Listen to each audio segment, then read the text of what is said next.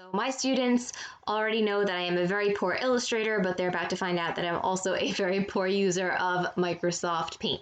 However, I hope that this little character map will better explain what happens in Chapter 16, or rather what our Mr. Wickham tells us happens in Chapter 16. So here we have Mr. Darcy Sr. and Mr. Wickham Sr. Of course, Mr. Wickham Sr.'s son is our Mr. Wickham. He's got a little red coat because he's going to be a member of the militia. Mr. Darcy Sr., his son is, of course, our Mr. Darcy. He's a little taller because he's supposed to be very tall. So, Mr. Darcy Sr. and Mr. Wickham Sr. were very good friends. They were also business partners. Mr. Wickham Sr. used to be a lawyer, but then he decided to help Mr. Darcy Sr. manage his estate. Most likely he gave some legal and financial advice, and they continued a good partnership and friendship for many years. Our Mr. Wickham is actually the godson of Mr. Darcy Sr. Mr. Darcy Sr. felt very affectionate towards him, kind of treated him like a second son, and also, out of respect for his good friend Mr. Wickham Sr., of course, was very kind and generous to our Mr. Wickham.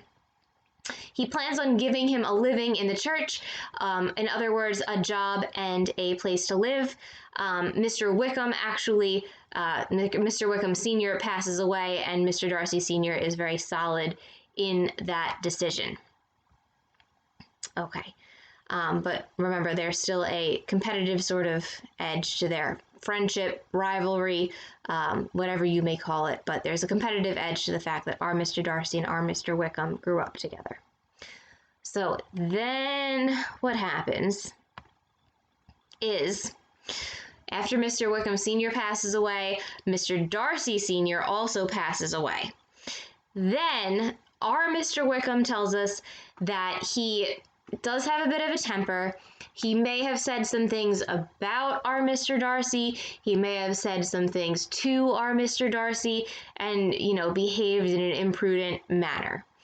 Because of that, Mr. Darcy decides, it was more of a conditional thing that my dad was going to give him this living, this position in the church and a place to live and a job, essentially. Mr. Wickham didn't really meet those conditions, and also I'm just not going to give him a living because I hate him, and also I'm a jerk. So they are no longer friends. Mr. Wickham no longer has his rightful inheritance, and it is all our Mr. Darcy's fault. And that is what Wickham tells us happens in Chapter 16.